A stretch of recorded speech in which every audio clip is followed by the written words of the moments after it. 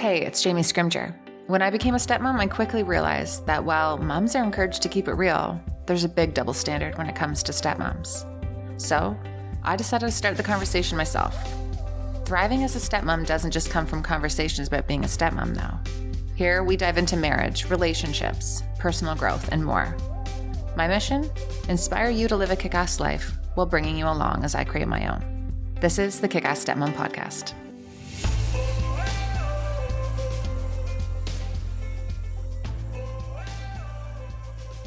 It is just me for this one, guys, and we are switching things up and doing a assumptions podcast. I heard it on another show and I thought it was fun, so I have taken the idea. So basically how this works is you guys submit your assumptions about me or us or our family or whatever, and I will confirm or debunk your assumptions. So in this one, we're talking about stepkids, my marriage, the ex, work, a prenup, stuff like that. So, like I said on Instagram, I asked you guys to send in what you assume to be true.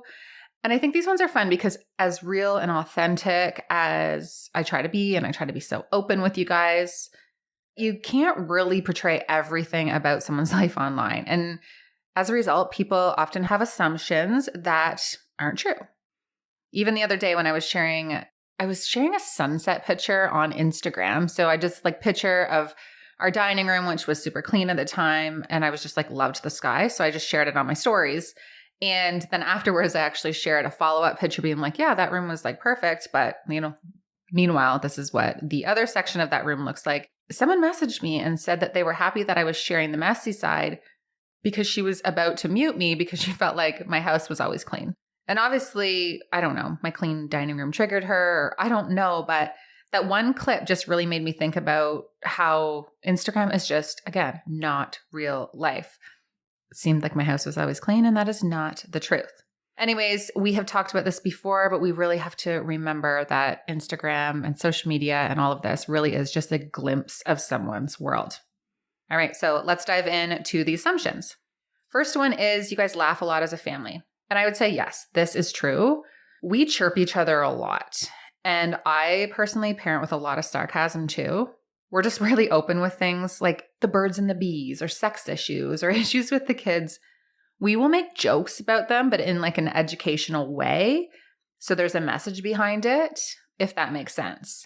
So I'm sure you can use your imagination about the issues that come up with teenagers now that the kids are 16, 19, and 20. But we really do try to make light of situations and just feel comfortable talking about anything. And with that, we do giggle a lot. And, instead of parenting in a traditional way, for me, I, again, parent with a lot of sarcasm. So instead of, say, giving the kids crap about something, I'll say, seriously, I'm just wondering, in what world, in your experience of living with me for 10 years, did you think that that was going to fly with me? And I say it very sarcastically and as a joke, and the kids will kind of laugh and be like, oh yeah, I do not know what I was thinking. And we kind of use that as a conversation point for things that come up. Or I think I've shared this one before, but I had asked my stepson to clean his room several times. It had been, I would say, probably 3 or 4 weeks at this point, and the room was just not getting addressed.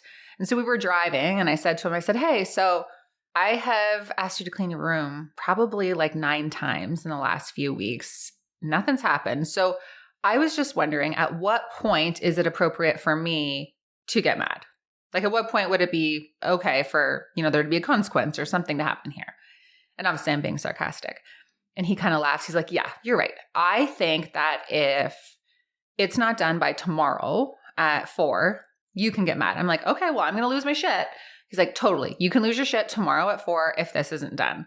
And, it ended up getting done and it was fine, but we laughed about it, right? It was just a very different way of approaching things. So that's kind of how things fly in our house. The next assumption is your kitchen is always clean before you go to bed. I wish it usually is, but it's not always, especially if we miss the dishwasher. If you don't run the dishwasher first thing in the morning and it gets full by the end of the day, it kind of screws things up, especially when you have a big family and you have a backlog of dishes. But I think it's really important for me. Well, I know it's really important for me to wake up with a clean kitchen in the morning. I come down, I have my coffee, I light a candle, maybe read a book, make my plan for the day. And I find it really relaxing to do that, except for when the kitchen is trash. So I do make it a priority. And it is the one room in our house that is mostly clean, just because I do think it really sets the vibe for the house. And I feel when you have clutter and stuff everywhere, it just feels chaotic. And I don't like that feeling in the home. Next assumption, you are friends with your kids' friend's mom. Yeah, I am. I have a lot of my good friends I have met through my stepkids, especially when they were in hockey. Like some of my best girlfriends I have met through the kids. Okay, so the next assumption is you are fun and get along with anyone. And honestly, I don't think that's true. No, it's not true. I'm more shy than you think. And I'm also really about having a core small group of friends than being friends with everyone. I don't love big crowds. I don't love small talk. I would rather have a conversation with someone about like their childhood trauma and marriage and deep, dark wounds and all those things than just have this like surface, small talk conversation. So I can socialize and I can have a good time and I can be extroverted and I can make the small talk, but my social tank can get drained very quickly. And so I can be really deliberate about what gets my time and energy, especially if I'm not with my core group of friends. Like I can get really overwhelmed in social situations. Actually, there is an interesting story. So a few weeks back, we were at a birthday party for a friend, and I was sitting with my really good girlfriend, Hen, and someone who we know from town. And I'm not friends with this girl. I know who she is. I've like seen her places. We could say hi if we saw each other in the grocery store, but I really didn't know her that well and she didn't know me. And after we were chit-chatting for a while and we had kind of had spent some time together, she said that she wanted to be honest with me. And she was like, I had judged you and I really thought you were unapproachable and basically like kind of a biatch. And now that I know you, I realize I was wrong. Like you're actually really nice. And honestly, that didn't offend me at all because I do know that at times maybe I can be unapproachable because probably if I'm being very honest, sometimes I want to be unapproachable. Like I don't really want to be approached. I just kind of want to go do my thing. Anyway, I was like, you know what, that's okay. And then we laughed and it was funny because my girlfriend Hen, she was like, yeah, Jamie's just an introvert because that's just a big joke between us about because she's very extroverted and I'm very introverted. So she's like, she's not a bitch, she's just introverted. So anyway, I guess I'm not as fun as maybe people think I am. Next one is you lived with your dad, but your sisters lived with your mom growing up. So yes, my parents split when I was in the second grade and we all moved to my mom's. And we saw my dad 3 weekends out of 4. And then I think we had extended time during the summer. And then I would say a year or two later, I moved home with my dad. My mom had moved us to another town. It was about 45 minutes away and I switched schools and stuff and I wasn't adjusting well. So I moved back with my dad. And then Brittany came during, I think, the 7th grade. And I don't know when, but Jason, my brother, eventually came and he moved to dad's. And then it was really nice because at that point, my mom moved back to our small town where we had lived and she brought my little sister. So everyone just kind of lived down the road from each other. But at that point, I was in university a few hours away. So it didn't really have an impact on me, but it was really nice just to have everyone in the same town. Next one, more of a curiosity than an assumption. Prenup. Do you guys have one? So here is the story about the prenup. We were not going to do a prenup. We had talked a lot about it and we just didn't think it was necessary. I didn't think it was a thing. Then about 3 or 4 days before we were about to get married, a lawyer got into Darren's head and he came home and wanted me to sign something. And I was pissed. Not because of the prenup, but because it was so rushed and it was last minute and I was blindsided. And I didn't understand what this document said because it was in legal jargon. And I certainly was not going to sign something that I didn't understand. And there were also things to consider, like our plan was for me to be at home so I could be there more for the kids. At that point, we weren't sure if I was going to go back to work. We had just planned on running our family in a different way. So again, there was a lot of things to consider. I was upset. I called my Uncle Dave and I was like, I don't know what to do. And he told me to call a lawyer. And he says, fine, don't be offended, call a lawyer. And I wasn't offended. I'm totally for prenups, if that makes sense. I was just really blindsided and overwhelmed.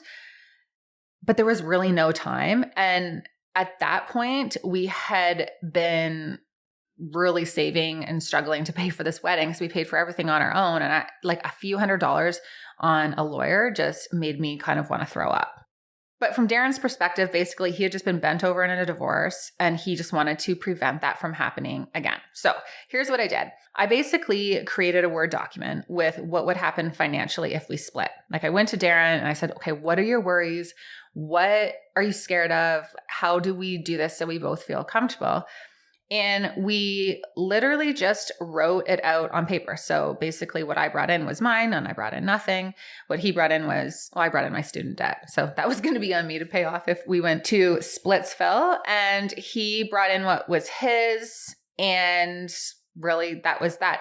The only thing that I was like, I am not taking responsibility for this was I made him agree. Well, not made him. I asked him to agree to, he would have to pay off my car. So if we split, he would have to pay off my car because I had a smaller car. It was just me and my dog. And because I was driving the kids around and I was going to be commuting more, he wanted me to get an SUV, which was more expensive. So I was like, I had to get this because of you. So if we split, you got to pay for that. Because at that point, I could not afford that payment. So that was that. We had this Word document. We signed it. It made sense. It was in English. We came up with it collaboratively. And I have no idea where that paper is now, but I do believe it gave him some peace of mind in the moment. So yeah, like I said, I really have no problem with prenups. I think they're actually very smart, and you do have to go into marriage with some sort of a business head. But I do think you need to create one that makes sense for you and your family and how you're going to run your family and make sure that it's fair. Like if a woman is, or a man is sacrificing their career and staying home, they're still contributing to the home. And that's extremely valuable because it allows the other parent who's building their career, the breadwinner, to advance their career because their other responsibilities are being looked after. And you just don't want to set yourself up to be screwed over if something happens and you don't have income coming in. Actually, I can't believe I just shared that on the podcast. Darren blindsided me with a prenup.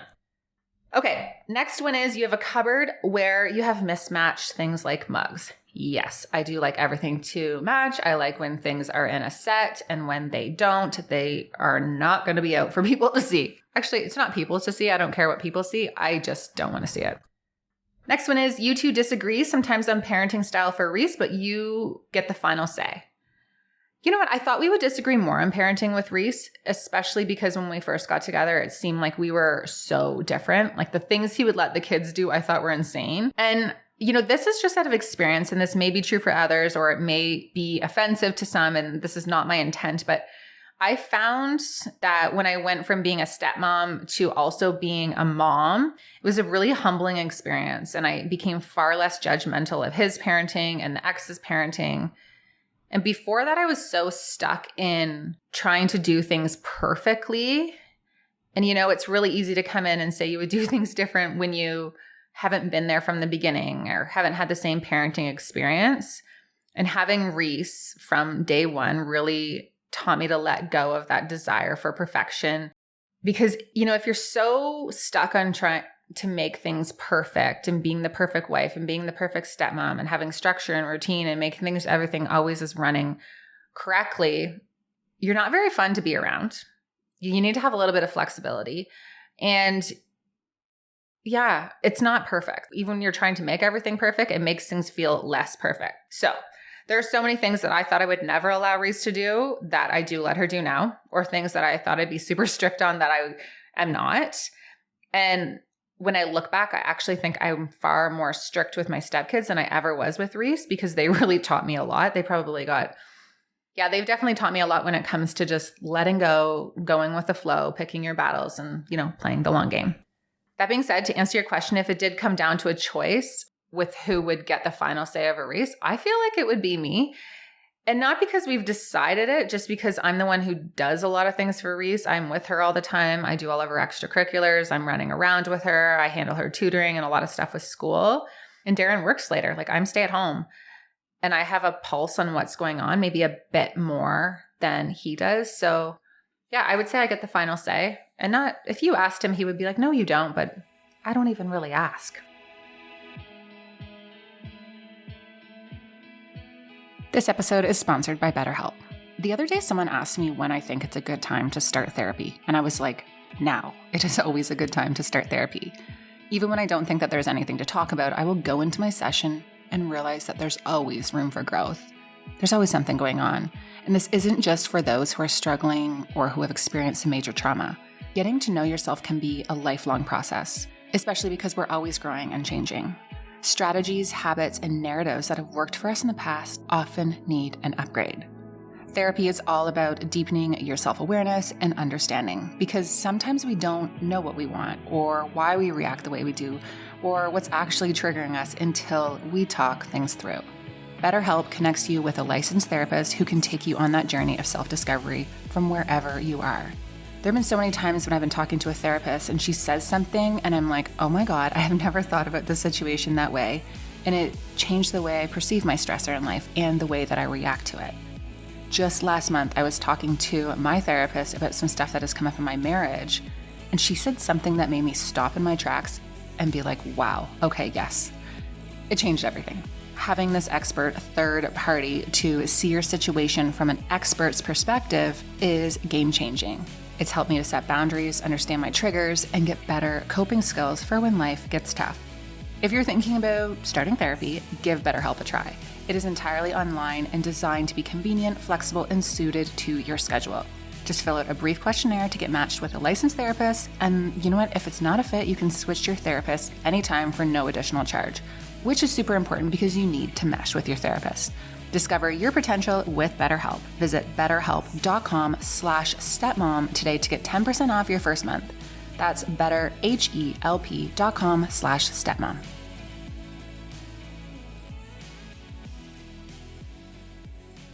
Messes and chaos in the house don't bother you. This is true, kind of, but not really.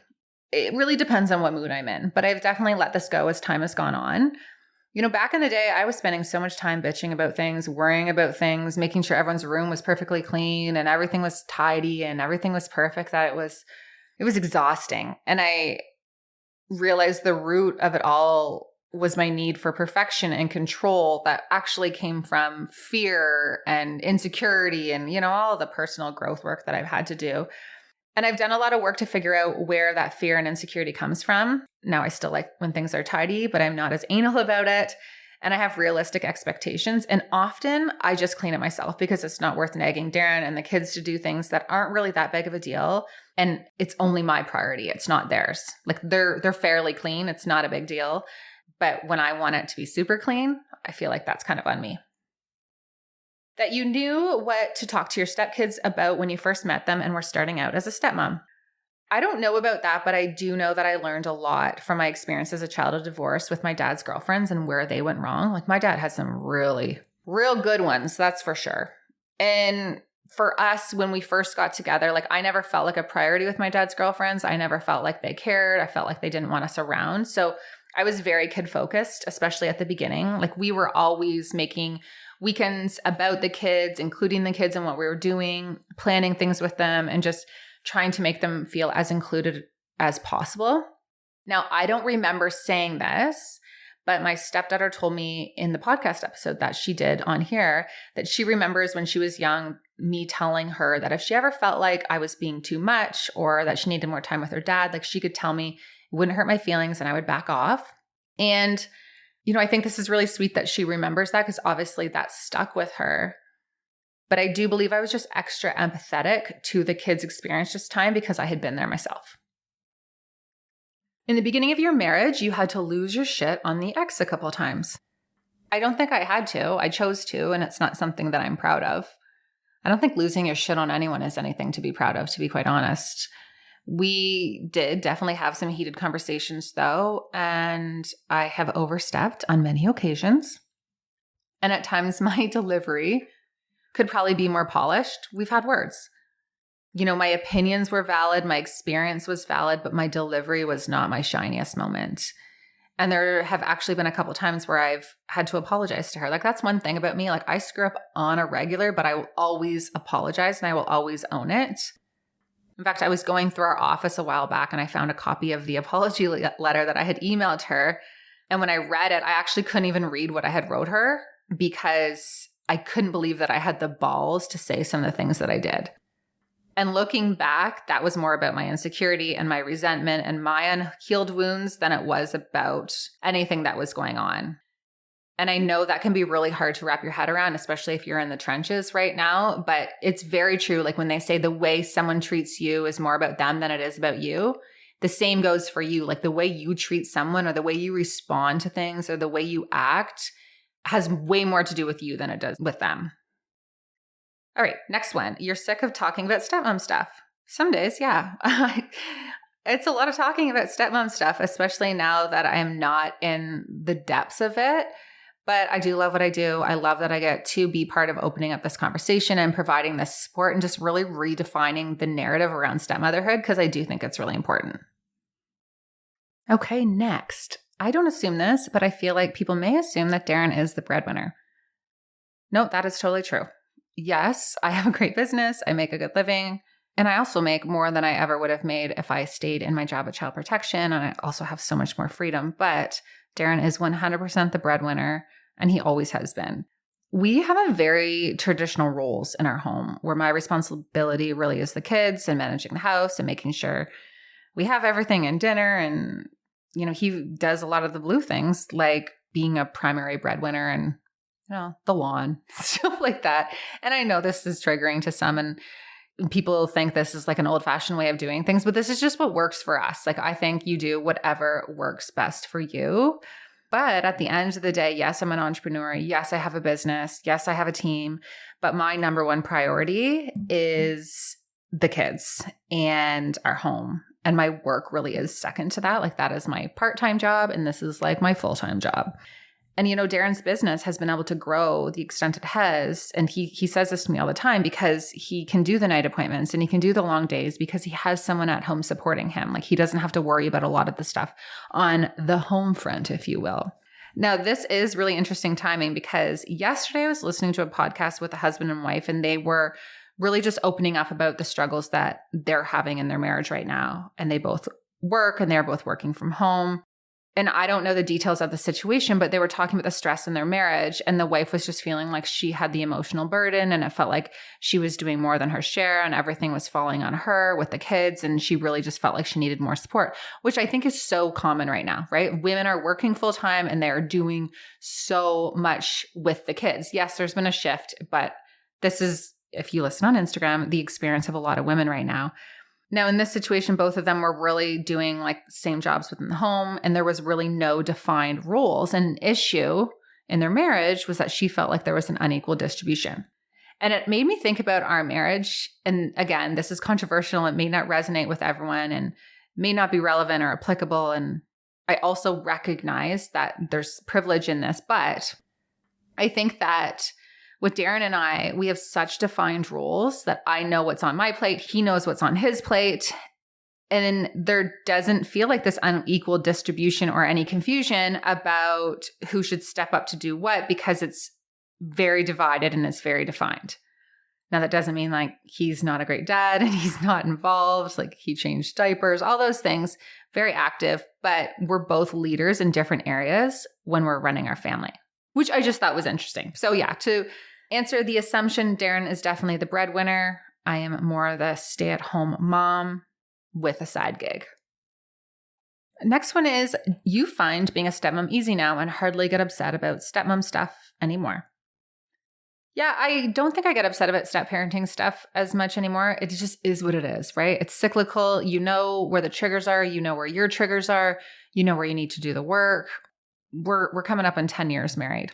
So things definitely don't rattle me the way that they used to. And my priorities now really are my relationship with the kids, making sure our house is a safe place, keeping, you know, the vibe really nice and homey. And yeah, I just want this to be everyone's safe space. So yeah, my reactions just aren't what they used to be. I don't think parenting is easy. Like we have, 16, he's going to be 19 and Maddie's going to be 21 in September. Like the kids are getting older. So the problems are bigger problems and you just want to be that support for them and, help them figure out who they are in the world while still guiding them. And it's just this tricky balance. Next one is, it's draining to support all the time in your personal and professional life. Yes and no. I do like being there for people and I love what I do and I love that I get to support and again, be part of changing the conversation. But I find if I'm not taking care of myself while I'm doing these things and really protecting my energy, then it can feel really depleting. Next one, you are the boss. You are more of the enforcer of rules. I'd say, yeah, probably for a lot of things, but then in other ways, I'm not. Again, Darren and I just are so different in our parenting not in our parenting values. We have the same values, but things that we think matter. So he is more of a stickler around like grades and school and university and your future and all of that kind of stuff. And he's very stuck in his ways there. And I'm a little more easygoing. And yeah, I'm more easygoing on age appropriate behaviors, but more strict on like keeping the house clean and stuff like that. So we do have a good balance. Next one, you don't like your husband's ex. That's not true. She is the mother of 3 of the most important people in my life. And relationships and co-parenting can be complicated, but it's not a dislike. I've had great times with her, great conversations with her. And I've said many times that if we weren't in the situation that we're in, we would probably get along just great. And I do have high hopes for the future. Assuming child support ends when the kids turn 18, how does that work with school and support? Well, it's not exactly 18, but when they're either working full-time or in school, like post-secondary, then child support ends. Now we pay for we pay for all of school, but there's no child support during that time. If they're living outside the home, like if they were to still live at home, then there would be child support. But for example, my stepdaughter, she stayed back 1 extra year of high school after she was 18 just to get some course upgrades. And we still paid child support then, even though she was above 18. So 18 is not just like that strict cutoff. There's actually a list in the agreement, just with like a bunch of different factors that can result in the end of child support. But yeah, when the kids are past 18 or in school and just like no longer entitled to child support, like going to their mom, basically any support we provide would just go directly to them. Now that's not written in the agreement. That's just kind of what we do. You were grateful that you kept the long game thought process throughout your stepmom journey. Yes, 100% play the long game, pick your battles, ask yourself if it really matters. The number one priority, do the kids feel loved? Do the kids feel safe? Is my relationship secure and thriving? Like really try to focus on the things that matter and the things that you have control over. Because if you start to fixate on all the things you don't have control over, you're just going to get into this really tough spot and you end up feeling resentful. And that can be a really tough place to crawl out of. Next one, Darren is a good communicator, which makes stepfamily life easier. I say yes and no. Like he's come a long way from where we were when we first started. Communication is something that we're always working on, but I do think this platform really educates him. Like we have a lot of conversations about stepfamily dynamics. Like he's heard it all. And I think that educates him, right? And I think that he really does try to understand my perspective and has really never put any unrealistic expectations on me as a stepmom. So that helps. And he has my back no matter what. Like I really do think it is important in a marriage that you have each other's back. You are their biggest supporter. And even if you don't agree, you can have those conversations behind the scenes. But under no circumstance would he tolerate anyone being disrespectful to me. And I think that is crucial, especially in a second marriage when kids are involved. You use time blocking effectively. I'm working on it, not 100%, but it is something that I'm striving for. Next one, you never have breakdowns and have your shit together. I don't have breakdowns like I used to. This whole platform started when I was bawling on the bathroom floor, right? Like I would have a complete breakdown, but I do still get overwhelmed. But I'm really in tune with my emotions now. So like I know when I'm struggling. I know when I need to take care of myself. I know when I need to have a conversation with Darren about something that's bothering me. Like I don't keep things inside anymore. I really am all about kind of processing anything that comes up whenever it comes up. So that prevents me from having those breakdowns because I think the breakdowns happen when you just have all of this buildup of emotions. Now the second part is like you have your shit together. Honestly, I'm trying so hard to get organized and I've come so far this year. I'm really, really proud of myself actually, but there's still some more organization and just systems and I'm trying to not be such a hot mess, but work in progress. Okay, last one is you are go with the flow when it comes to your stepkids. I say yes, I am. Again, when you have an issue with everything and you're trying to control everything, or you're bitching about everything, or you're always trying to bring up all the issues that you have or everything that you don't agree with how they're being raised and rules and expectations, all the things, you become like white noise and no one listens to you because you're just always have something to say about everything, right? So it's just like this nagging white noise in the background. So I've learned to pick and choose my battles, think about if it really matters or if it doesn't. Like if it's not going to be an issue in a month from now, it's not worth me getting upset about it right now. So now when I have a hard no on something and something is really important to me, or I'm not going to be go with the flow about it, people listen because I haven't been just nagging about everything else, right? It carries more weight. So I am more go with the flow, mostly because I've done a lot of work and I just have a different perspective and mindset around things. And also because I'm being strategic and I would really like my hard nose to have more weight. All right, that's it for this one, guys. Thank you so much for tuning in. I'll catch you in the next one. Bye. That's it for this one. Thank you so much for tuning in. As always, if you enjoyed this episode, share it with someone who you think it would resonate with. And if you haven't already, if you could take a couple minutes, head to iTunes and give this podcast a rating and a review. It would mean the world to me. But only if you like the episode, though. If you don't, that's cool. Just remember what they say. If you don't have anything nice to say, don't say it at all. Now, if you are a stepmom craving more, I highly recommend joining my membership, the exclusive Stepmom community. Members get access to additional podcast episodes, interviews and coaching sessions and live Q&As and just exclusive next level content and conversation that I don't share anywhere else. Have an issue or a stressor that you'd like my support with? Just bring it to the Ask Jamie section of the forum. I check in throughout the week and I'm here to help you out. To get more information or to join, head to www.jamiescrimger.com/membership and I'll see you in there.